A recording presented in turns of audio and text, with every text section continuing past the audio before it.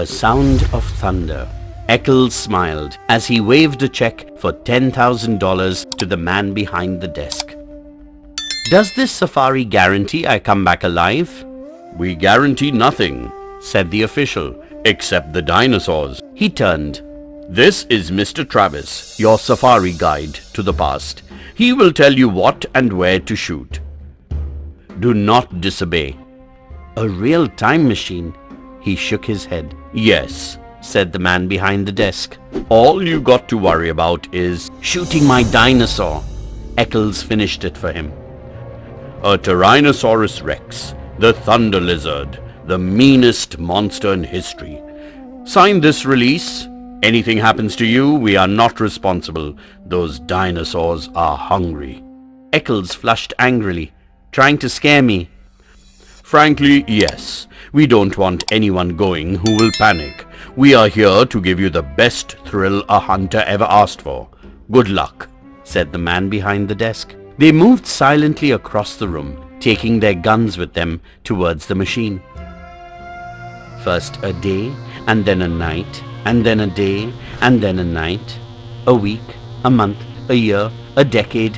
AD 2055. AD 2019. 1999, 1957, gone. The machine roared. They put on their oxygen helmets and tested the intercoms. Eckels swayed on the padded seat, his face pale.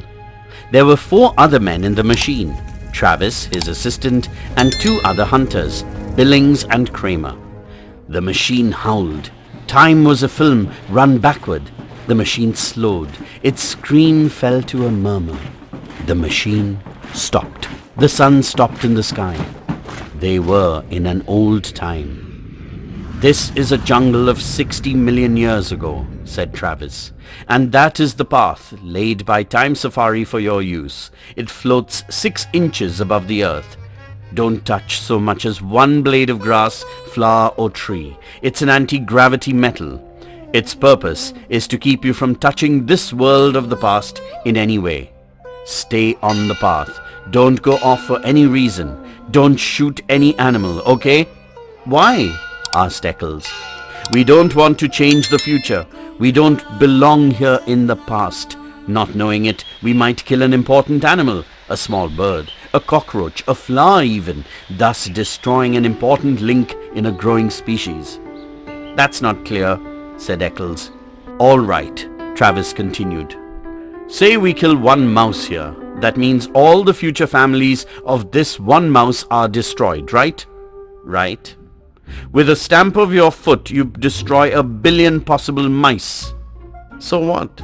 Well, what about the foxes that will need those mice to survive? For want of 10 mice, a fox dies. For want of 10 foxes, a lion starves. For want of a lion, billions of life forms are thrown into chaos and destruction by stepping on one single mouse. So be careful.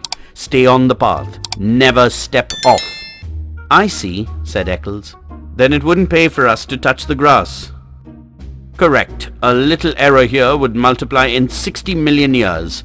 This machine, this path, your clothing and bodies were sterilized before the journey. We wear these oxygen helmets so we can't introduce our bacteria into an ancient atmosphere. How do we know which animals to shoot? They're marked with red paint, said Travis. They were ready to leave the machine. The jungle was high and quite broad. There were pterodactyls and giant bats soaring. Eckels, balanced on the narrow path, aimed his rifle playfully. Stop that, said Travis. Don't even aim for fun. If your gun should go off. Where's our Tyrannosaurus? Eckels asked. Up ahead. We'll see him in 60 seconds. Look for the red paint. Don't shoot till we give the word. Stay on the path. Stay on the path. I've hunted tiger, wild boar, buffalo, elephant, but this is it, said Eckels. I'm shaking like a kid. Suddenly, all sound ceased. Silence. A sound of thunder. Out of the mist came Tyrannosaurus Rex. It came on great striding legs. It towered 30 feet above the trees. Its mouth showed teeth like daggers. Its eyes showed hunger. Be killed. Eckels pronounced quietly. There could be no argument. We were fools to come. This is impossible. Turn around, commanded Travis. Walk quietly to the machine. We will remit half of your fee.